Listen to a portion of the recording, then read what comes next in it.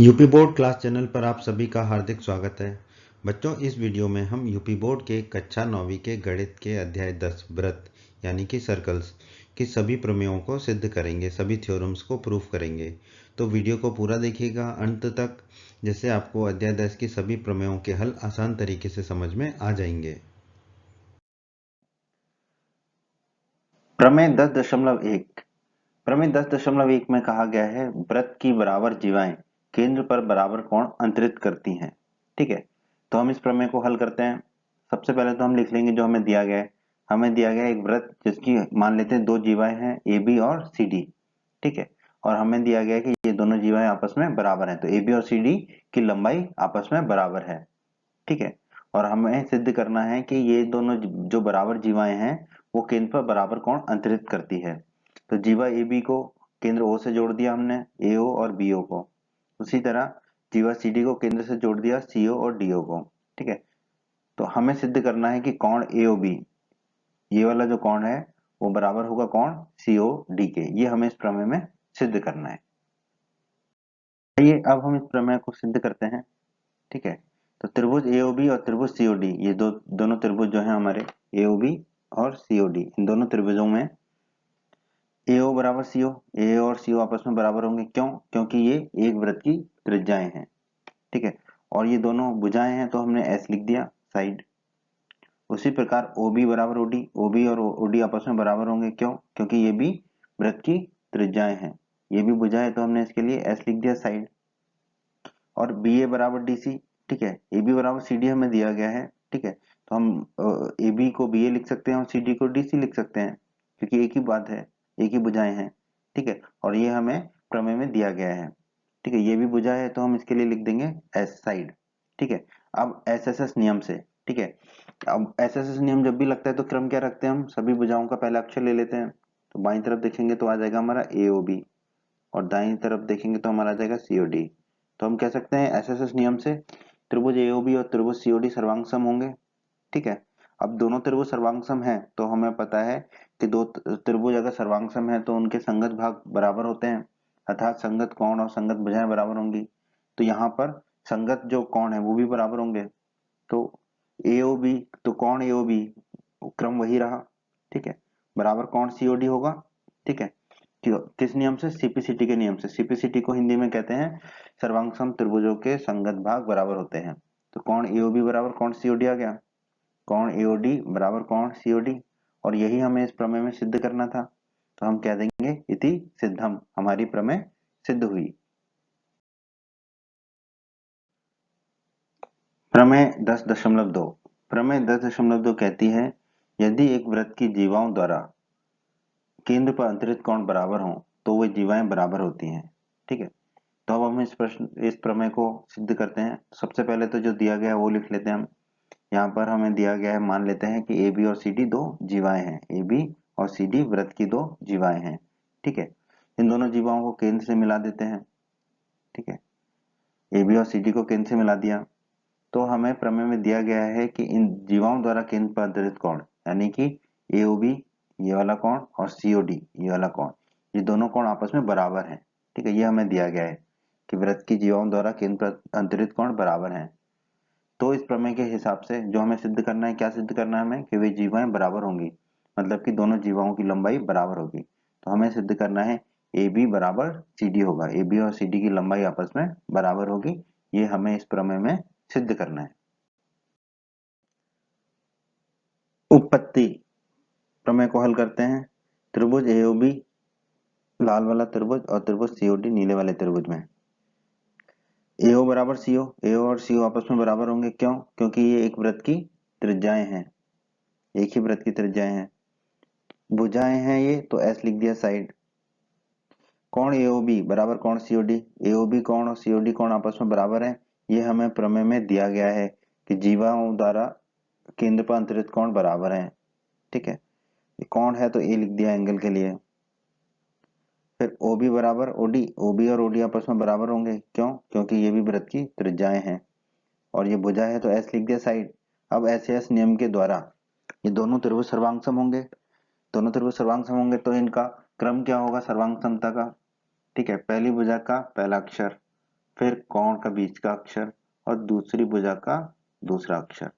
उसी तरह दाईं तरफ भी पहली भुजा का पहला अक्षर, कोण का बीच का अक्षर और दूसरी भुजा का दूसरा अक्षर।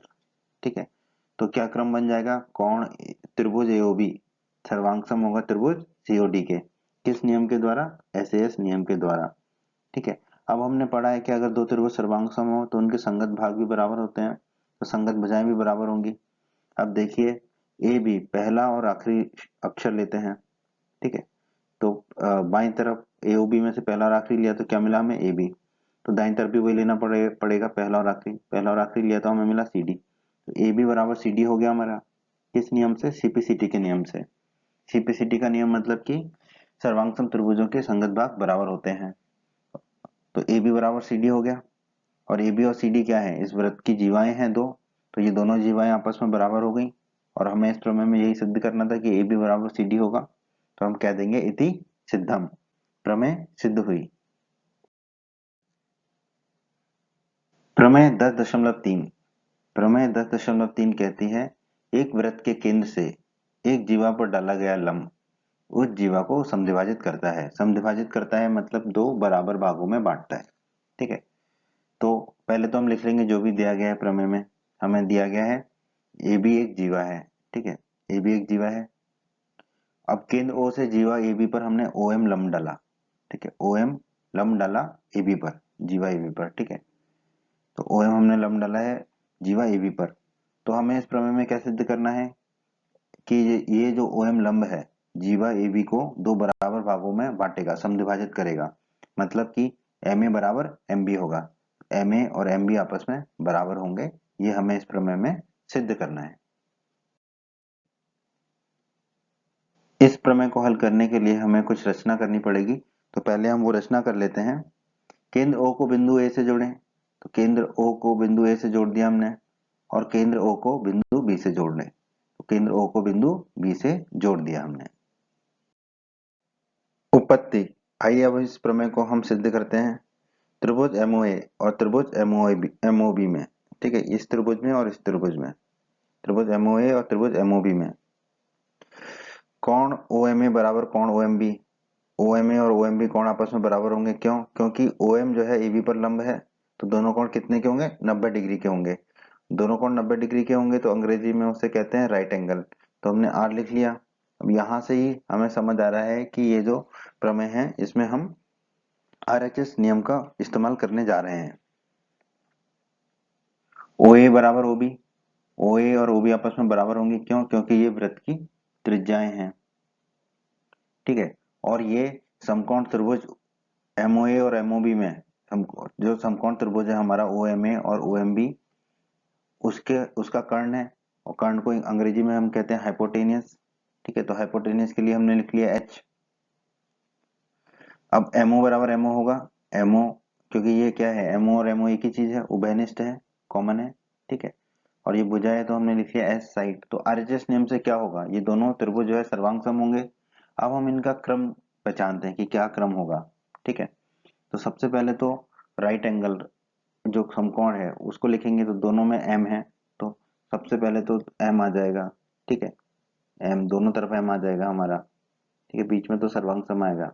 ठीक है, फिर हम कर्ण को लिखते हैं, लेकिन कर्ण को हम जैसे कि इस त्रिभुज में कर्ण को हम ओ ए भी लिख सकते हैं, एओ भी लिख सकते हैं। उसी तरह दाईं तरफ वाले त्रिभुज में हम कर्ण को ओ बी भी लिख सकते हैं, बीओ भी लिख सकते हैं। तो क्या लिखेंगे हम कर्ण को? उसको पहचानने के लिए हम क्या करते हैं, जो भुजा कर्ण के अलावा जो भुजा है जो बराबर है, उस भुजा का क्रम हम ऐसा रखते हैं कि वो कर्ण पे जाके खत्म हो। ठीक है, तो यहाँ पर कर्ण ओ और ए या बी ये हो रहा है कर्ण। ठीक है, तो वो कर्ण पे खत्म हो रही है, मतलब कि वो ओ पे खत्म हो रही है दोनों। ठीक है, तो कर्ण का क्रम फिर ओ से शुरू हो जाएगा। तो ये क्या हो गया, ओ ए, और दाईं तरफ हो जाएगा ओ बी। तो हम लिखेंगे एम ओ ए सर्वांग सम होगा त्रिभुज एम ओ बी के। ठीक है, एमओ ए सर्वांग सम होगा त्रिभुज एमओ बी के। किस नियम से? आरएचएस के नियम से। ठीक है, अब हमें पता है अगर दो त्रिभुज सर्वांग सम है तो उनके संगत भाग भी बराबर होंगे, सीपीसीटी नियम से। ठीक है, तो बाईं तरफ वाले त्रिभुज में पहला और आखिरी अक्षर लिया हमने, तो आ गया एम ए। दाईं तरफ भी वही करना पड़ेगा, फिर हमें पहला और आखिरी अक्षर लेंगे तो हमें मिल जाएगा एम बी।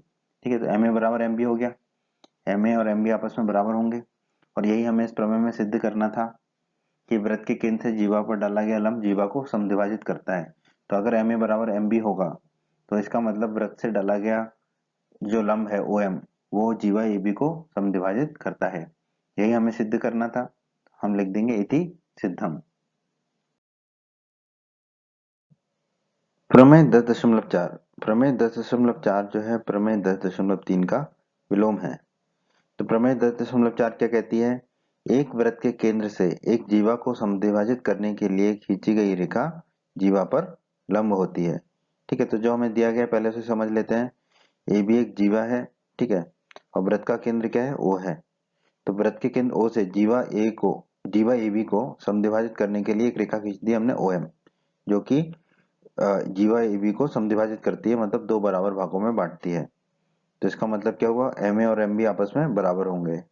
ठीक है, तो हमें प्रमेय में क्या सिद्ध करना है कि जो ओ एम है वो ए बी पर लंब है। ठीक है, क्योंकि प्रमेय क्या कहती है, वृत्त के केंद्र से जीवा को समद्विभाजित करने के लिए खींची गई रेखा जीवा पर लंब होती है। तो ये जो रेखा खींची है ओ एम, ठीक है, ये रेखा जीवा ए बी पर क्या होगी, लंब होगी। ये हमें सिद्ध करना है इस प्रमेय में।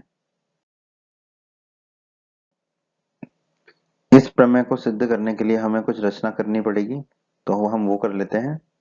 केंद्र ओ को बिंदु ए से जोड़ें, तो केंद्र ओ को बिंदु ओ से जोड़ दिया हमने, और केंद्र ओ को बिंदु बी से जोड़ें, केंद्र ओ और बिंदु बी को जोड़ दिया हमने। ठीक है, तो ये हमें रचना करनी थी इस प्रमेय को सिद्ध करने के लिए।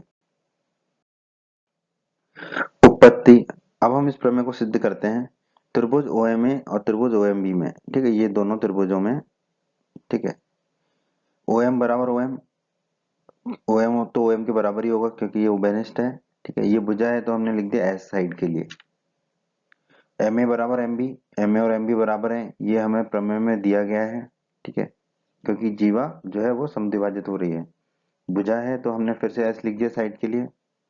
ठीक है, एओ बराबर बीओ, एओ और बीओ आपस में बराबर है, क्यों, क्योंकि ये वृत्त की त्रिज्याएं हैं। ये भी भुजा है तो हमने लिख दिया एस। अब क्रम क्या होगा, तीनों भुजाओं का पहला पहला अक्षर पकड़ लेंगे। ठीक है, बाईं तरफ भी और दाईं तरफ भी। तो यहां से हम क्या पाएंगे, एस एस एस नियम के द्वारा ओ एम ए सर्वांग सम होगा त्रिभुज ओएमबी के। ठीक है, त्रिभुज ओएमए और त्रिभुज ओएमबी आपस में सर्वांग सम होंगे, किस नियम से, एस एस एस नियम के द्वारा। ठीक है, अब अगर ये दोनों त्रिभुज सर्वांग सम है तो सीपीसीटी नियम से, मतलब कि सर्वांग सम त्रिभुजों के संगत भाग बराबर होते हैं, तो सर्वांग सम त्रिभुजों के संगत कोण भी बराबर होंगे। तो उसी क्रम में कोण ओएमए बराबर क्या होगा, कोण ओएमबी, कोण ओएमए और कोण ओएमबी आपस में बराबर होंगे। इसे हम मान लेंगे समीकरण 1। समीकरण 1 लिख दिया हमने। अब आप देखिए, कोण ओएमए धन कोण ओएमबी, ये दोनों कोणों का योग कितना होगा, 180 डिग्री, क्योंकि ये दोनों कोण क्या बना रहे हैं, रेखाखंड एबी पर रैखिक युग्म, क्योंकि ये रेखाखंड एबी के एक ही ओर स्थित दोनों सभी कोणों का या दोनों कोणों का योग है। और हमें पता है कि किसी भी रेखा के एक ही ओर के सभी कोणों का योग कितना होता है, 180 डिग्री, किस नियम से, रैखिक युग्म से। ठीक है, अब OMB किसके बराबर है, समीकरण 1 में देखिए OMA के बराबर, तो हम OMB की जगह क्या रख देंगे, कोण OMA। तो ये हो जाएगा हमारा कोण OMA धन कोण OMA बराबर 180 डिग्री। कोण OMA धन कोण OMA क्या हो जाएगा, 2 गुणा कोण OMA, तो 2 गुणा कोण OMA बराबर हो गया 180 डिग्री। तो कोण OMA बराबर कितना हो जाएगा, 180 डिग्री बटा 2। ठीक है, 2 से भाग देंगे 180 डिग्री में, तो ये कितना आ जाएगा, 90 डिग्री। तो कोण OMA हमारा कितना आ गया, 90 डिग्री। समीकरण 1 में देखिए कोण OMA किसके बराबर है, कोण OMB के, तो कोण OMB भी कितना आ जाएगा हमारा, 90 डिग्री। ये कोण OMB भी आ गया हमारा 90 डिग्री। ठीक है, तो अगर कोण OMA और कोण OMB दोनों 90 डिग्री हैं, ठीक है, तो हम कह सकते हैं कि OM जो है जीवा AB पर लंब है, OM जो है जीवा AB पर लंब है। और हमें इस प्रमेय में यही सिद्ध करना था कि वृत्त के केंद्र से जीवा को समद्विभाजित करने के लिए खींची गई रेखा जीवा पर लंब होती है। यहाँ वृत्त के केंद्र से जो रेखा खींची गई है वो कौन सी है, OM, और जीवा है AB, तो OM लंब है AB पर, यही हमें सिद्ध करना था। तो हम कह सकते हैं इति सिद्धम। प्रमेय 10.5, प्रमेय 10.5 कहती है, तीन असंरेखीय बिंदु है। ठीक है, असंरेखीय बिंदुओं का मतलब होता है कि वो एक ही रेखा पर स्थित नहीं होंगे तीनों बिंदु। ठीक है, से द्वारा होकर जाने वाला एक और केवल एक ही व्रत है। ठीक है, इस प्रमेय को समझते हैं हम। हमें दिया गया है ए और बी और सी तीन असरेखी बिंदु हैं। बिंदु ए, बिंदु बी और बिंदु सी, ये तीन बिंदु हैं जो असरेखी हैं। असरेखी का मतलब एक ही रेखा पर स्थित नहीं है। ठीक है, तो हमें सिद्ध करना है तीन दिए हुए असरेखी बिंदुओं द्वारा होकर जाने वाला एक और केवल एक ही व्रत होगा। ठीक है, ये तीनों बिंदुओं से जाने वाला एक व्रत होगा और केवल एक ही व्रत होगा। दो व्रत इन तीन बिंदुओं से होकर नहीं जाएंगे। ठीक है, तो ये हमें सिद्ध करना है इस प्रमेय में। आइए इस प्रमेय को सिद्ध करने के लिए हमें कुछ रचना करनी पड़ेगी, पहले वो कर लेते हैं। बिंदु ए और बिंदु बी को जोड़ें, जोड़ दिया हमने। बिंदु बी और बिंदु सी को जोड़ें, जोड़ दिया हमने। अब ए बी का लंब समद्विभाजक खींचे पी क्यू। ठीक है, ए बी का लंब समद्विभाजक खींचा हमने पी क्यू। अब लंब समद्विभाजक हम कैसे खींचते हैं, आप प्रकार लीजिए और नुकीले भाग को पहले बिंदु ए पर रखिए। ठीक है, को ये दोनों तरफ, रेखा के दोनों तरफ, ऊपर भी और नीचे भी एक चाप खींचा हमने। ठीक है, फिर नुकीले भाग को बी पर रखेंगे और चाप खींचेंगे ऊपर और नीचे। वो चाप, ये दोनों चाप जहां पर भी एक दूसरे को काटेंगे, ठीक है, ऊपर उसको मान लिया हमने पी बिंदु, और नीचे जहां एक दूसरे को काटेंगे उसको मान लिया हमने क्यू बिंदु, और पी और क्यू को मिला दिया। तो ये जो रेखा होगी वो ए बी का लंब समद्विभाजक होगी। उसी प्रकार हमें बीसी का लंब समद्विभाजक खींचना है। तो बीसी का लंब समद्विभाजक खींचने के लिए भी हमें वही करना पड़ेगा। बी पर नुकीले भाग को रखिए आप, और बीसी के एक तरफ एक चाप खींचिए, फिर दूसरी तरफ एक चाप खींचिए। उसी प्रकार फिर नुकीले भाग को सी पर रखिए और बीसी के एक तरफ चाप खींचिए और दूसरी तरफ भी चाप खींचिए।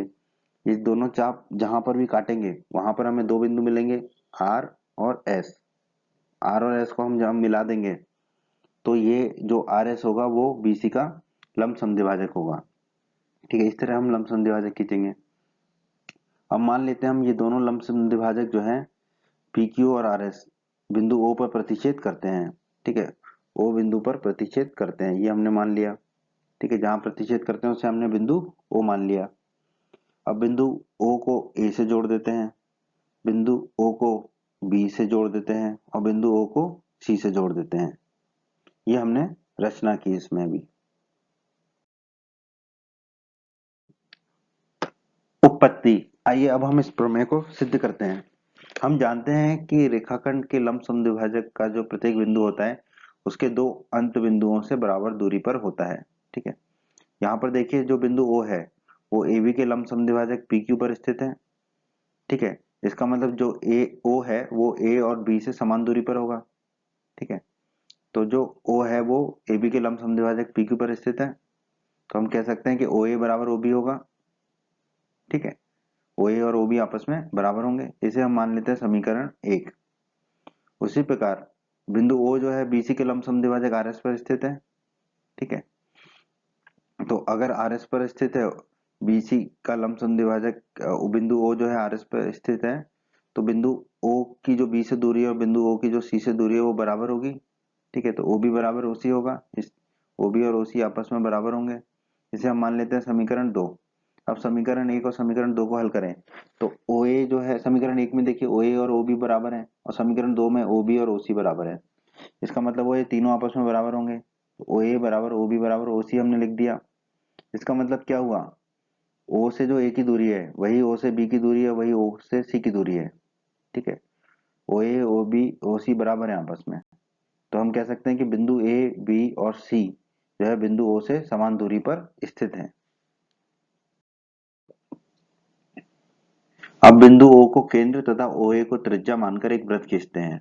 ठीक है, तो वो बिंदु बी और सी से भी होकर जाएगा, क्यों, क्योंकि ओ ए ओ बी और ओ सी आपस में बराबर हैं। तो ओ ए अगर त्रिज्या है तो ओ बी और ओ सी भी त्रिज्या ही होगी।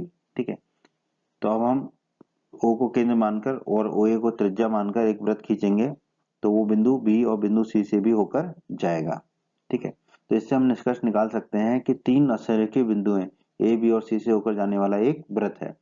तो ये प्रमेय का एक भाग सिद्ध हुआ कि तीन असरेखीय बिंदुओं से होकर जाने वाला एक वृत्त है। अब हमें सिद्ध करना है कि वो केवल एक और एक ही वृत्त होगा। ठीक है, ये हम आगे सिद्ध करते हैं। ए बी और सी तीन असरेखीय बिंदु हैं, ये हमें प्रमेय में दिया गया है। अगर ए बी और सी तीन असरेखीय बिंदु हैं तो रेखाखंड ए बी और रेखाखंड बी सी समानांतर नहीं होंगे। ठीक है, क्योंकि एबीसी असरेखीय बिंदु है और रेखाखंड AB और BC अगर समांतर नहीं होंगे तो उनके जो लंब समद्विभाजक हैं PQ और RS वो भी समांतर नहीं होंगे आपस में। ठीक है, तो दोनों लंब समद्विभाजक PQ और RS केवल एक ही बिंदु पर प्रतिच्छेद करेंगे। ठीक है, क्योंकि क्योंकि वो समानांतर नहीं होंगे। समांतर नहीं होंगे तो दो रेखाएं सिर्फ एक ही बिंदु पर प्रतिच्छेद करती हैं और वो बिंदु क्या है, O है। तो दोनों लंब समद्विभाजक PQ और RS केवल और केवल एक बिंदु O पर प्रतिच्छेद करेंगे।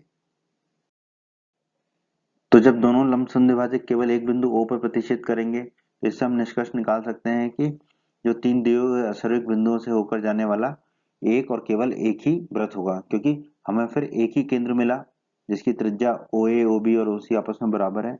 तो हम निष्कर्ष निकाल सकते हैं कि वो जो वृत्त होगा वो केवल एक और एक केवल एक ही वृत्त होगा और यही हमें इस प्रमेय में सिद्ध करना था। ठीक है, तो हम कह सकते हैं इति सिद्धम।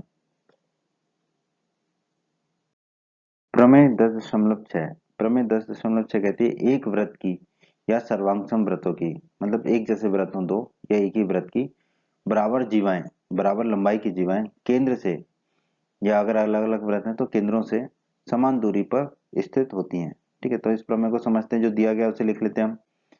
तो हम मान लेते हैं कि एक वृत्त है जिसमें PQ और RS जो है दो बराबर जीवाएं हैं। ठीक है, इन जीवाओं की लंबाई आपस में बराबर है।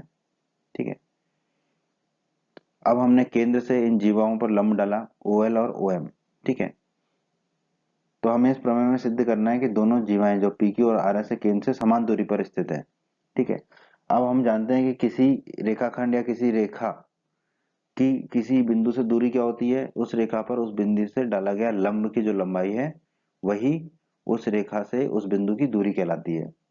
तो PQ की केंद्रों से दूरी क्या होगी, OL। ठीक है, और RS की केंद्र O से दूरी क्या होगी, OM। तो हमें इस प्रमेय में सिद्ध करना होगा कि OL बराबर OM होगा। ठीक है, केंद्र से जो लंब डाला गया है PQ पर वो बराबर होगा केंद्र से जो लंब डाला गया RS पर, यानी कि OM। ठीक है, तो OL बराबर OM ये हमें इस प्रमेय में सिद्ध करना होगा। इस प्रमेय को सिद्ध करने के लिए भी हमें कुछ रचना करनी होगी, तो पहले हम वो रचना कर लेते हैं। केंद्रों को बिंदु Q से जोड़ें, केंद्रों को बिंदु Q से जोड़ा और केंद्रों को बिंदु S से जोड़ें, तो ये हमने जोड़ दिया। अब हम इस प्रमेय को सिद्ध करते हैं। उत्पत्ति, केंद्र O से जीवा PQ पर एक लंब डालते हैं OL। ठीक है, OL लंब डाला PQ पर केंद्र O से, OL लंब हो गया PQ पर। उसी प्रकार केंद्र O से जीवा RS पर एक लंब डाला हमने OM। ठीक है, तो OM लंब हो गया RS पर। अब हमने प्रमेय 10.3 में पढ़ा है कि एक वृत्त के केंद्र से जीवा पर डाला गया लंब जीवा को समद्विभाजित करता है, मतलब कि जीवा को दो बराबर भागों में बांटता है। मतलब कि वो जीवा के जो दो भाग होंगे वो पूरी जीवा का आधे के बराबर होगा। तो हम यहाँ से कह पाएंगे कि जो LQ होगा वो पूरी जीवा PQ का आधा होगा, तो LQ बराबर 1/2 PQ हो जाएगा। इसे हम मान लेंगे समीकरण 1। उसी प्रकार जो MS होगा वो पूरी जीवा RS का आधा होगा, तो MS बराबर क्या हो जाएगा, 1/2 RS। ठीक है, इसे हम मान लेते हैं समीकरण 2। PQ बराबर RS, दोनों जीवाएं आपस में बराबर हैं, बराबर जीवाएं हैं। ठीक है, ये हमें प्रमेय में दिया गया है। ठीक है, PQ और RS बराबर है। अब दोनों तरफ 1/2 का गुणा कर लेंगे, तो क्या हो जाएगा, 1/2 गुणा PQ बराबर 1/2 गुणा RS। दोनों तरफ जो हमने बस 1/2 का गुणा कर लिया। ठीक है, अब आप देखिए समीकरण 1 में 1/2 गुणा PQ किसके बराबर है, LQ के, तो इसकी जगह हम रख देंगे LQ। समीकरण 2 में देखिए 1/2 गुणा RS किसके बराबर है, MS के, तो इसकी जगह हम रख देंगे MS। तो LQ बराबर हमें मिल गया MS। LQ और MS आपस में बराबर हैं। ठीक है, इसे हम मान लेंगे समीकरण 3। अब त्रिभुज LQO लाल वाला त्रिभुज और त्रिभुज MSO ये नीला वाला त्रिभुज, इसमें देखते हैं हम कोण L बराबर कोण M। L और M कोण बराबर हैं क्योंकि दोनों कोण कितने के हैं, 90 डिग्री के हैं। ठीक है, दोनों कोण समकोण है, तो हम इसको R लिख देंगे, राइट एंगल के लिए R लिख दिया। ठीक है, अब हाइपोटेनियस QO बराबर SO, QO और SO आपस में बराबर हैं, क्यों, क्योंकि ये वृत्त की त्रिज्याएं हैं। ठीक है, अब ये समकोण त्रिभुज का कर्ण है, क्योंकि LQ और MSO क्या है, समकोण त्रिभुज है, क्योंकि कोण L और कोण M किसके बराबर है, 90 डिग्री के बराबर है। तो ये समकोण त्रिभुज के क्या है, विकर्ण है, कर्ण है। ठीक है, क्यू और एसओ क्या है, समकोण त्रिभुज का कर्ण है। कर्ण को हम अंग्रेजी में कहते हैं हाइपोटेनियस, तो हमने लिख दिया एच।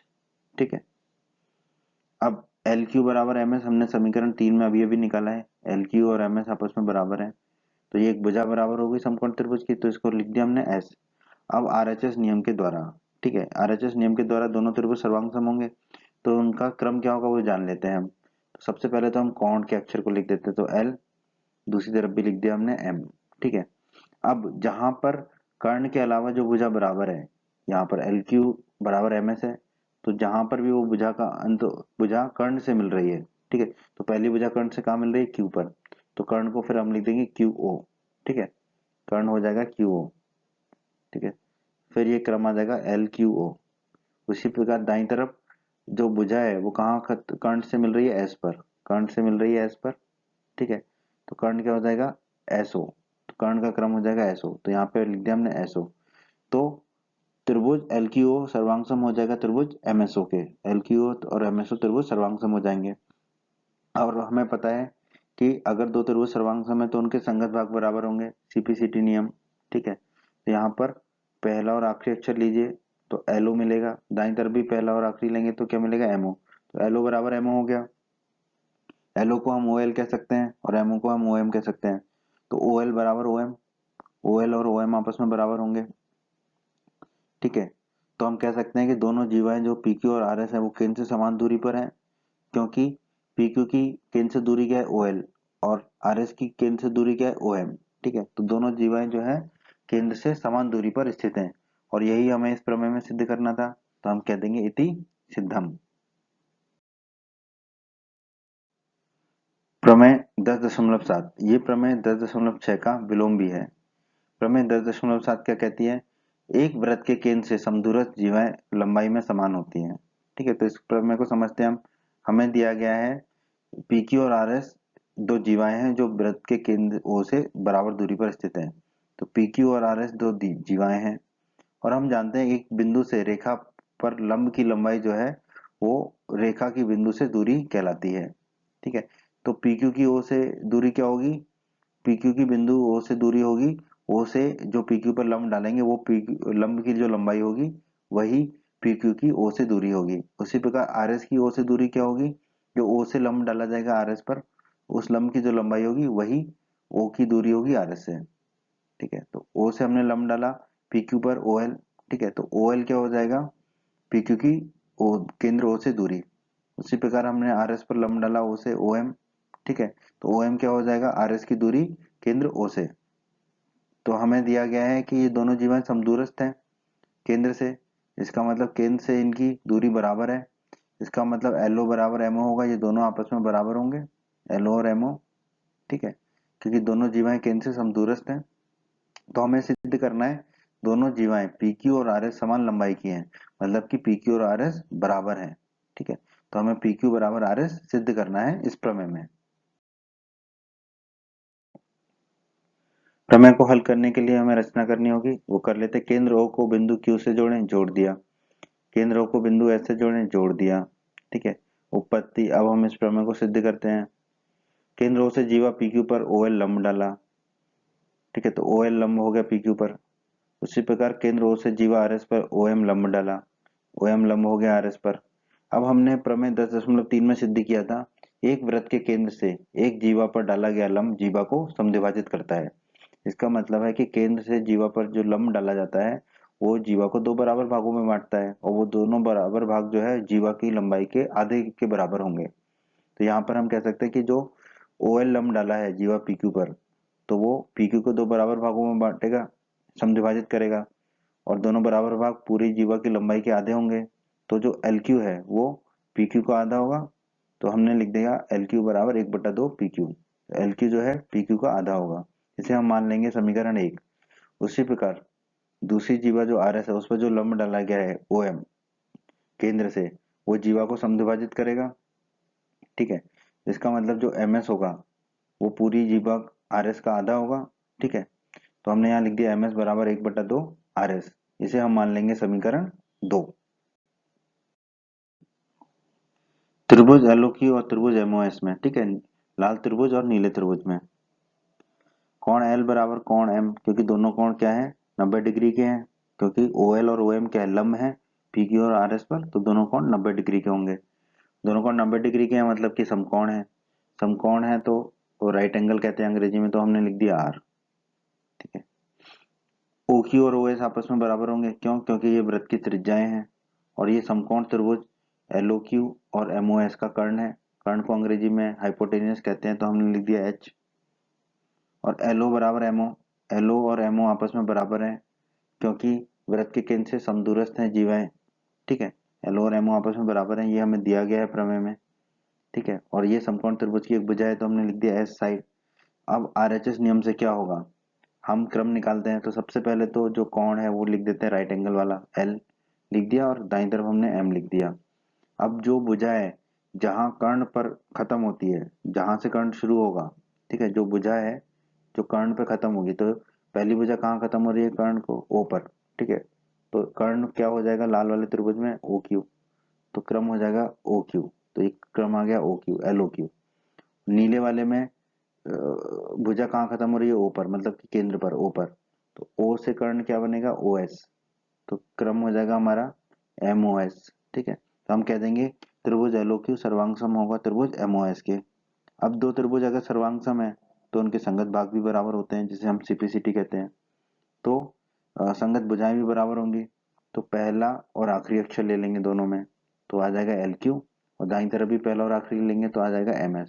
तो एल क्यू और एम एस आपस में बराबर होंगे, एल क्यू और एम एस आपस में बराबर हो गए। ठीक है, अब समीकरण एक में हमने देखा था एल क्यू बराबर कितना आ रहा था 1/2 पी क्यू, तो एल क्यू की जगह हम लिख लेंगे 1/2 पी क्यू।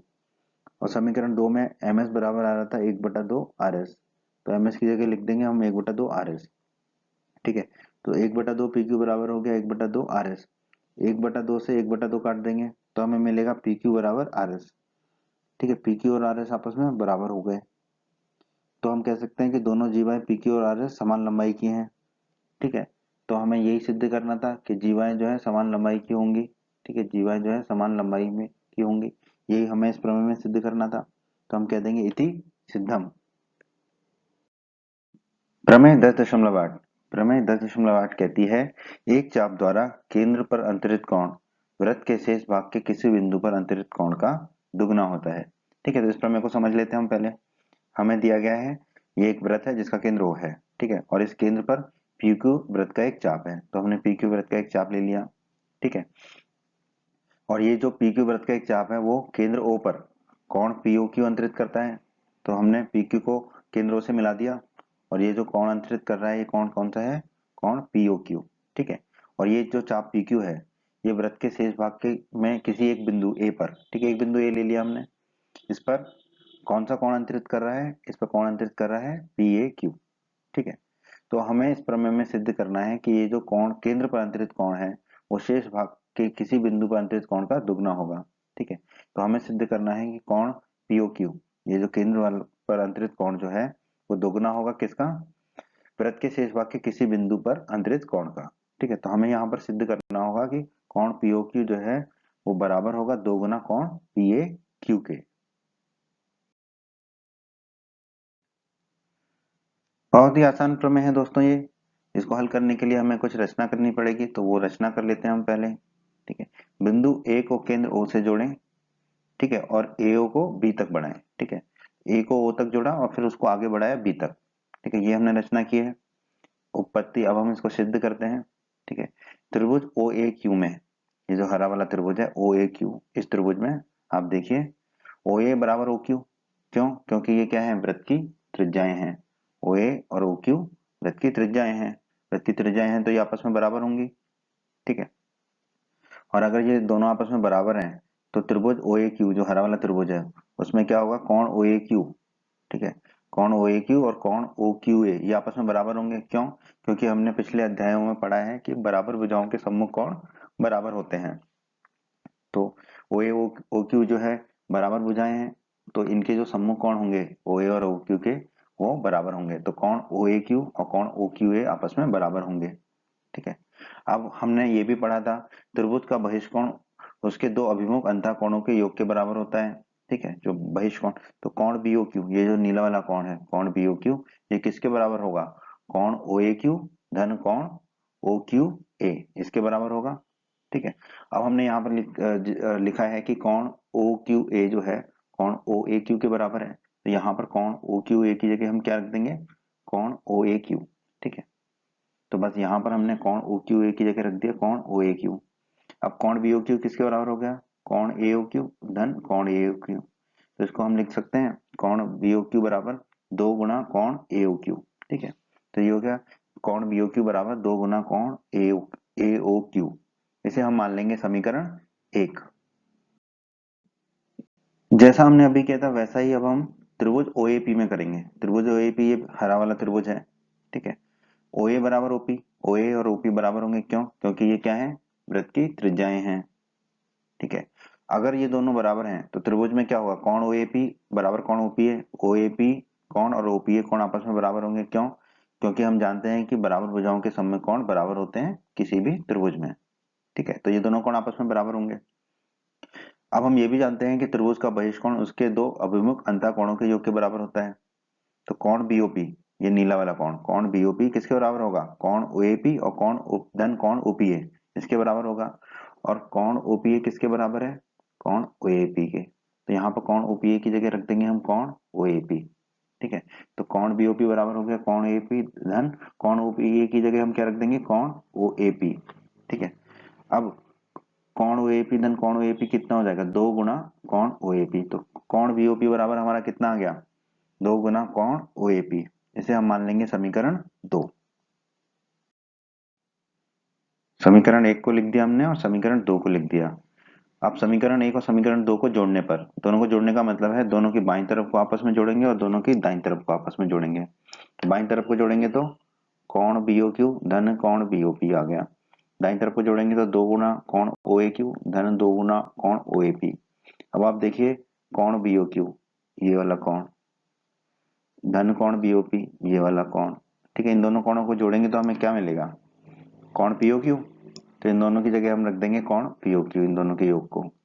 दाईं तरफ 2 कॉमन ले लेंगे, दोनों तरफ 2 2 है, 2 कॉमन ले लेंगे तो ब्रैकेट में कोष्टक में क्या बचेगा? कोण OAQ धन कोण OAP। अब आप देखिए ये वाला जो कोण है कोण OAQ धन कोण OAP, ये दोनों कोण मिलके क्या बना रहे हैं? कोण PAQ, तो इन दोनों की जगह हम क्या रख देंगे? कोण PAQ। तो हमें मिलेगा कोण POQ बराबर 2 गुना कोण PAQ। ठीक है, 2 गुना कोण PAQ, और यही हमें सिद्ध करना था इस प्रमेय में।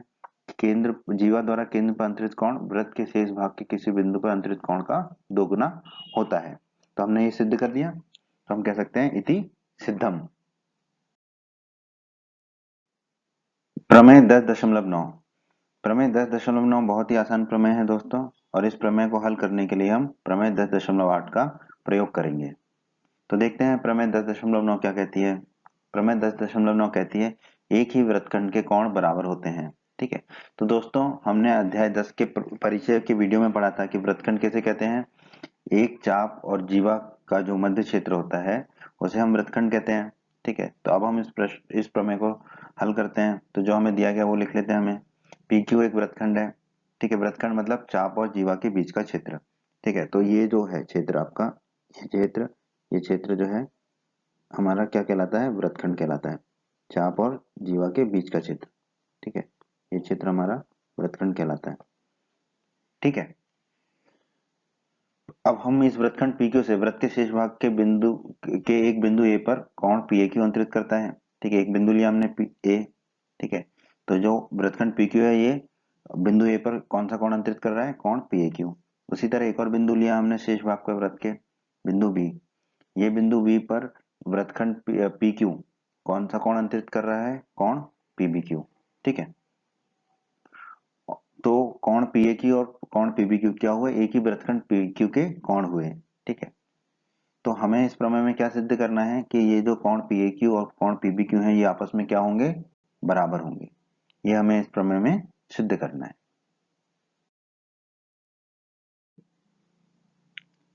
इस प्रमेय को सिद्ध करने के लिए हमें कुछ रचना करनी होगी, तो पहले हम वो रचना कर लेते हैं। केंद्र O को बिंदु P से जोड़ें, केंद्र O को बिंदु P से जोड़ दिया, और केंद्र O को बिंदु Q से जोड़ें, तो ये हमने जोड़ दिया। उपपत्ति। अब हम इस प्रमेय को हल करते हैं। वृत्तखंड PQ, वृत्त के केंद्र ऊपर कोण POQ अंतरित करता है। ठीक है, तो यह है कोण POQ। अब हमने प्रमेय 10.8 में सिद्ध किया था कि एक चाप द्वारा केंद्र पर अंतरित कोण जो है वृत्त के शेष भाग के किसी बिंदु पर अंतरित कोण का दोगुना होता है। इसका मतलब है कि कोण POQ जो है दोगुना होगा कोण PAQ का। ठीक है, जैसे हम मान लेंगे समीकरण 1, उसी प्रकार प्रमेय 10.8 से कोण POQ जो है दोगुना होगा कोण PBQ का। ठीक है, तो ये लिख दिया हमने, इसे हम मान लेंगे समीकरण 2। अब देखिए समीकरण 1 में POQ है और समीकरण 2 में भी POQ है, ये दोनों आपस में बराबर हैं। किसके? दोगुना कोण POQ के और दोगुना कोण PBQ के। तो हम लिख देंगे समीकरण 1 बराबर समीकरण 2 लिखने पर। ठीक है, दोनों को बराबर, तो दोनों के दाईं तरफ आपस में बराबर होंगे, तो 2 गुना कोण PAQ बराबर होगा 2 गुना कोण PBQ के। 2 से 2 कट जाएगा, तो हमें क्या मिलेगा? कोण PAQ बराबर कोण PBQ। कोण PAQ और कोण PBQ बराबर हो गए आपस में, और हमें यही सिद्ध करना था इस प्रमेय में, एक ही वृत्तखंड के कोण बराबर होते हैं। तो हमने सिद्ध कर दिया, तो हम कह देंगे इति सिद्धम। प्रमेय 10.10, प्रमेय 10.10 क्या कहती है? यदि दो बिंदुओं को मिलाने वाला रेखाखंड, ठीक है, तो इसको हल करते चलते हैं। ए बी दो बिंदुओं को मिलाने वाला रेखाखंड है, ए और बी दो बिंदु हैं, और ए बी जो है उनको मिलाने वाला रेखाखंड है। उनको अंतर्विष्ट करने वाली रेखा के एक ही ओर स्थित दो अन्य बिंदु हैं। ठीक है, तो एक ही ओर मतलब इसके ऊपर दो बिंदु ले लेते हैं हम। कौन कौन से? बिंदु सी और बिंदु डी। ठीक है, एक ही ओर स्थित है मतलब कि ये ऊपर की ओर स्थित है। अब ये रेखाखंड ए बी जो है दो बिंदु सी और डी पर समान कोण अंतरित करता है।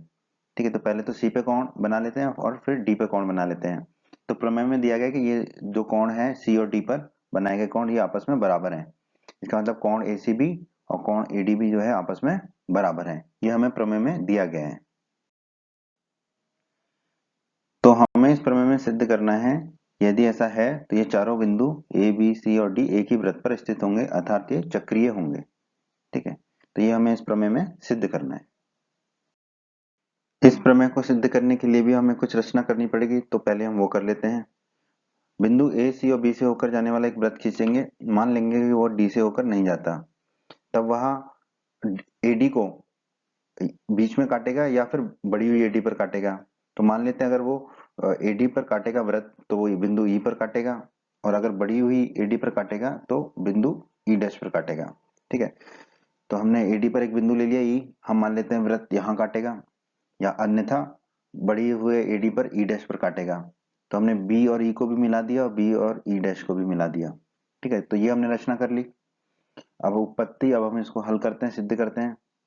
तो हमने जो माना है कि जो ई बिंदु है या ई डैश बिंदु है, वृत्त वहां से होकर जा रहा है और ए बी सी से भी होकर जा रहा है। तो यदि बिंदु ए सी ई और बी एक वृत्त पर स्थित होंगे, ठीक है, तो हमने प्रमेय 10.9 में सिद्ध किया है एक ही वृत्तखंड के कोण बराबर होते हैं। ठीक है, तो यहाँ पर ए बी जो है वो एक वृत्तखंड है, चाप और जीवा के बीच का क्षेत्र। तो ये जो कोण बनाएगा वृत्त के शेष भाग पर वो बराबर होंगे।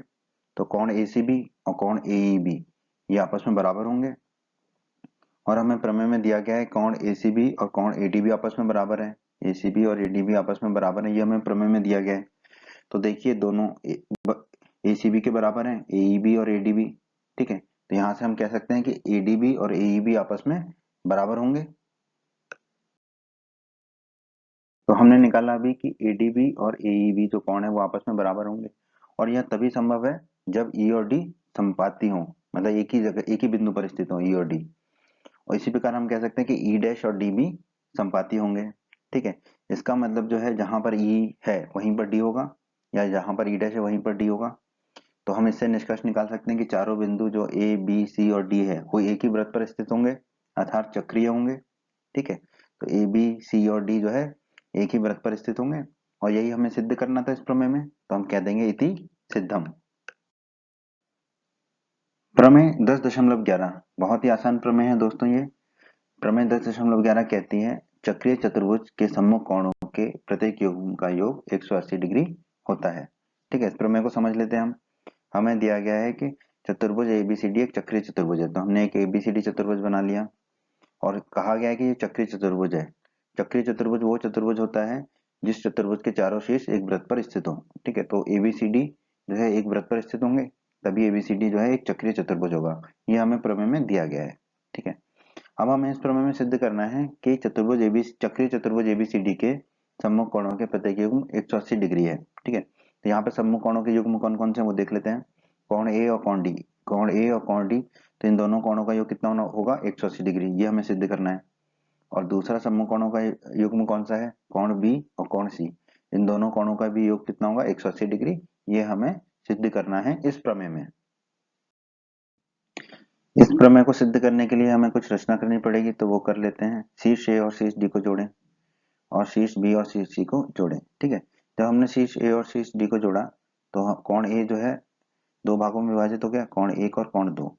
इसी प्रकार कोण बी जो है दो भागों में विभाजित हो गया, कोण तीन और कोण चार। कोण डी भी दो भागों में विभाजित हो गया, कोण पांच और कोण छह। और कोण सी भी दो भागों में विभाजित हो गया, कोण सात और कोण आठ। तो ये हमने रचना कर ली उत्पत्ति। अब हम इसको सिद्ध करते हैं। प्रमेय 10.9 में हमने सिद्ध किया था एक ही वृत्तखंड के कोण बराबर होते हैं। ठीक है, तो अब हम इस प्रमेय का उपयोग करेंगे। ठीक है, अब एक ही वृत्तखंड एबी में देखिए, एबी जो वृत्तखंड है ये कौन कौन से कोण बना रहा है, कोण पांच और कोण आठ। तो कोण आठ और कोण पांच क्या होंगे, आपस में बराबर होंगे, हमने लिख दिया। उसी प्रकार वृत्तखंड बीडी को देखिए, वृत्तखंड बीडी कौन कौन से कोण बना रहा है, कोण दो और कोण सात। तो कोण दो और कोण सात जो है आपस में बराबर होंगे, हमने लिख दिया। वृत्तखंड सीडी कौन कौन से कोण बना रहे हैं, कोण एक और कोण चार। तो कोण एक और कोण चार आपस में बराबर होंगे, वो हमने लिख दिया। उसी प्रकार वृत्तखंड एसी कौन कौन से कोण बना रहा है, कोण तीन और कोण छह। तो कोण तीन और कोण छह आपस में बराबर होंगे, ये हमने लिख दिया। ठीक है, अब हम जानते हैं कि चतुर्भुज के चारों कोणों का योग 360 डिग्री होता है, तो वो हमने लिख दिया। कोण ए धन कोण बी धन कोण डी धन कोण सी बराबर कितना होगा 360 डिग्री। अब कोण ए क्या है, कोण एक धन कोण दो, तो वो लिख दिया हमने। ठीक है, कोण ए की जगह हमने लिख दिया कोण एक धन कोण दो। उसी तरह कोण बी क्या है, कोण तीन धन कोण चार। उसी प्रकार कोण डी कितना है, कोण पांच धन कोण छह। उसी प्रकार कोण सी कितना है, कोण सात धन कोण आठ बराबर 360 डिग्री। अब हम इस प्रमेय को सिद्ध करने के लिए इन कोणों का जो क्रम है थोड़ा सा बदल देते हैं, पर कोण सारे वही रहेंगे। तो कोण तीन लिख दिया हमने और कोण चार लिख दिया, तो कोण तीन और कोण चार हो गया। उसी प्रकार कोण सात और कोण आठ लिख दिया हमने, तो कोण सात और कोण आठ लिख दिया। ठीक है, अब फिर हमने लिखा कोण छह। ठीक है, तो कोण छह लिख दिया हमने। फिर हमने लिखा कोण एक, तो कोण एक लिख दिया हमने। फिर हमने लिखा कोण दो, तो हमने कोण दो लिख दिया। फिर हमने लिखा कोण पांच, तो कोण पांच लिख दिया हमने। तो सारे कोण आ गए हमारे बराबर 360 डिग्री। वही कोण फिर से लिख लिए। ठीक है, अब हमने इनको चार चार कोणों के ग्रुप में वर्ग में बांट दिया। तो शुरू के चार कोणों को एक ब्रैकेट में लिख दिया और आखिरी के चार कोणों को एक ब्रैकेट में लिख दिया। ठीक है, ऐसा हम क्यों कर रहे हैं, जब हम आगे देखेंगे तो आपको समझ आएगा कि हमने ऐसा क्यों किया। ठीक है, अब पहले चार कोणों को हमने वैसे की वैसे ही लिख दिया, पर बाकी चार कोणों को हमने कुछ और लिखा। कुछ और लिखा, क्यों लिखा वो हम समझते हैं। अभी अभी हमने देखा था कोण छह जो है वो किसके बराबर है, कोण तीन के। तो कोण छह की जगह हमने लिख दिया कोण तीन। फिर हमने देखा था कोण एक जो है वो किसके बराबर है, कोण चार के। तो कोण एक की जगह हमने लिख दिया कोण चार। ठीक है, फिर हमने देखा था कोण दो जो है वो किसके बराबर है, कोण सात के। कोण दो की जगह हमने लिख दिया कोण सात। फिर हमने देखा था कोण पांच जो है वो किसके बराबर है, कोण आठ के। तो कोण पांच की जगह पे रख दिया हमने कोण आठ। ठीक है, अब आप देखिए विज्ञान का चमत्कार क्या हुआ, दोनों ब्रैकेट में एक ही कोण आ रहे हैं। देखिए तीन चार सात और आठ। ठीक है, तीन चार सात और आठ। ठीक है, तो हम इसको इस तरह से लिख सकते हैं, दो गुणा कोण तीन धन कोण चार धन कोण सात धन कोण आठ, बिल्कुल लिख सकते हैं। ठीक है, बराबर 360 डिग्री है। तो दो से भाग देंगे 360 डिग्री में, तो कितना बचेगा 180 डिग्री। ठीक है, और यहाँ कितना बचेगा, कोण तीन धन कोण चार धन कोण सात धन कोण आठ। ठीक है, बराबर कितना हो जाएगा 180 डिग्री के। अब हमने कोण तीन और कोण चार को एक साथ लिखा और कोण सात और कोण आठ को एक साथ लिखा। क्यों, क्योंकि देखिए कोण तीन और कोण चार मिलके क्या बना रहे हैं, हमारे कोण बी को। उसी प्रकार कोण सात और कोण आठ मिलके क्या बना रहे हैं, हमारे कोण सी को। तो कोण तीन धन कोण चार को हम क्या लिख देंगे, कोण बी। इसी तरह कोण सात धन कोण आठ को हम क्या लिख देंगे, कोण सी। तो कोण बी धन कोण सी कितना आ गया हमारा 180 डिग्री। तो ये देखिए यही हमें सिद्ध भी करना था कि सम्मुख कोणों के योग का जो योग है वो 180 डिग्री होगा। कोण बी धन कोण सी सम्मुख कोण है, इनका योग कितना आ गया 180 डिग्री। तो एक भाग तो हो गया, अभी हमें दूसरे सम्मुख कोणों का योग भी 180 डिग्री सिद्ध करना है। तो हम जानते हैं चतुर्भुज के चारों कोणों का योग होता है 360 डिग्री। हमने फिर इसको अपने हिसाब से लिखा, ठीक है, कोण ए लिख दिया, फिर कोण डी को लिख दिया, ठीक है, तो कोण ए और कोण डी हो गए, फिर कोण बी और कोण सी को लिख दिया हमने, ठीक है। क्यों किया अभी आपको समझ आएगा। कोण बी धन कोण सी कितना है 180 डिग्री, तो कोण बी धन कोण सी की जगह हम क्या रख देंगे 180 डिग्री। फिर हो जाएगा कोण ए धन कोण डी धन 180 डिग्री बराबर 360 डिग्री। 360 में से 180 जाएगा तो हमारा कितना बचेगा 180 डिग्री, यही बचेगा, ठीक है। तो कोण ए धन कोण डी कितना हो जाएगा हमारा 180 डिग्री, और कोण ए और कोण डी जो है वो क्या है सम्मुख कोण है, और इनको हमें कितना सिद्ध करना था 180 डिग्री सिद्ध करना था। यही हमें सिद्ध करना था कि सम्मुख कोणों का योग 180 डिग्री होता है। तो कोण बी धन कोण सी 180 डिग्री, उसी प्रकार कोण ए धन कोण डी बराबर 180 डिग्री आ गया। तो जो हमें सिद्ध करना था वो हमने सिद्ध कर दिया, तो हम कह सकते हैं इति सिद्धम। प्रमेय 10.12 प्रमेय 10.12 कहती है यदि किसी चतुर्भुज के सम्मुख कोणों के एक युग्म का योग 180 डिग्री हो तो वो चतुर्भुज चक्रीय होता है, ठीक है। समझ लेते हैं इस प्रमेय को। हमें दिया गया एबीसीडी एक चतुर्भुज है, ठीक है, जिसमें सम्मुख कोणों का एक युग्म का योग कितना है 180 डिग्री। तो हमने मान लिया ए और डी जो सम्मुख कोण है उन दोनों कोणों का योग कितना है 180 डिग्री।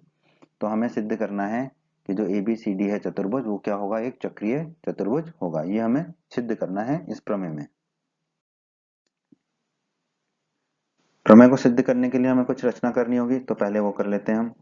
बिंदु ए बी और सी से जाने वाला एक वृत्त खींचते हैं, ठीक है। बिंदु ए बी और सी से जाने वाला एक वृत्त खींचा हमने, ठीक है।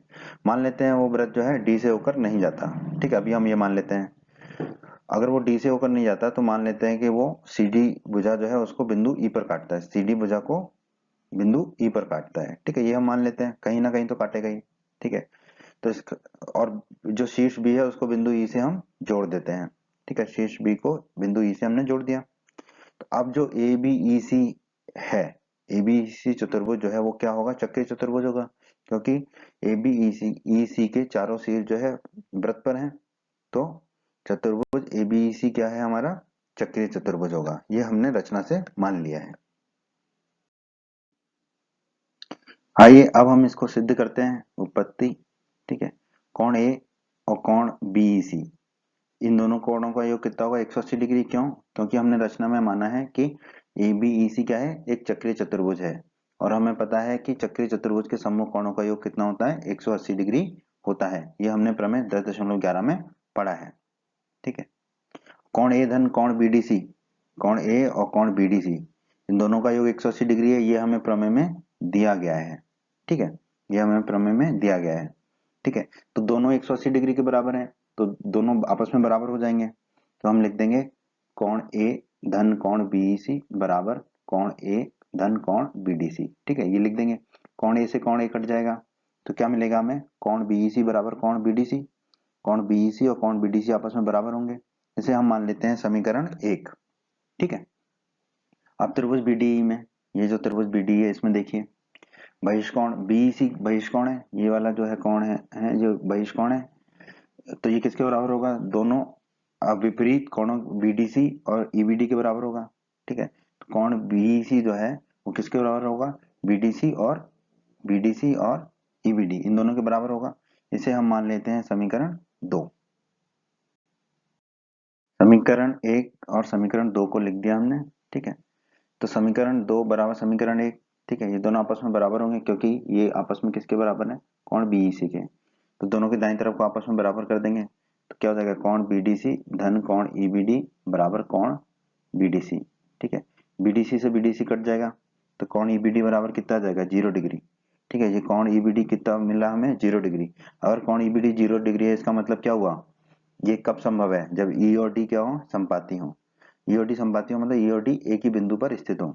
इसका मतलब जो डी है वो ई पर ही स्थित होगा, ठीक है। यहीं पर स्थित होगा जहां पर ई है, ठीक है। इसका मतलब क्या होगा जो ए बी सी डी है वो क्या होगा एक चक्रीय चतुर्भुज होगा। क्यों? क्योंकि ए बी सी और डी चारों एक वृत्त पर स्थित होंगे, और ए बी सी डी क्या है प्रमेय में दिया गया एक चतुर्भुज है। तो हम कह सकते हैं कि चतुर्भुज ए बी सी डी क्या होगा एक चक्रीय चतुर्भुज होगा। यही हमें सिद्ध करना था इस प्रमेय में, तो हम कह देंगे इति सिद्धम। उम्मीद करते हैं बच्चों आपको हमारा ये वीडियो पसंद आया होगा। बच्चों, अगर आप यूपी बोर्ड क्लास चैनल पर नए हैं और आपने अभी तक हमारे चैनल को सब्सक्राइब नहीं किया है तो सब्सक्राइब बटन को दबाकर जल्दी से चैनल को सब्सक्राइब कर लीजिए और बेल आइकन को भी दबा दीजिए। इससे आपको क्या फ़ायदा होगा, जब भी हमारे चैनल पर कोई भी नया वीडियो आएगा तो उसका नोटिफिकेशन आपको सबसे पहले मिल जाएगा। और जब भी आप यूट्यूब पर कोई वीडियो सर्च करेंगे तो हमारे चैनल के वीडियोज़ आपको ऊपर नज़र आने लगेंगे।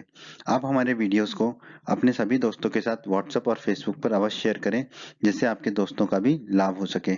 आपको वीडियो पसंद आई है तो वीडियो को लाइक अवश्य करें और इस अध्याय के अन्य सभी वीडियोस को देखने के लिए आई बटन पर क्लिक करें। आई बटन पर क्लिक करने से आपको इस अध्याय के सभी वीडियोस के लिंक मिल जाएंगे।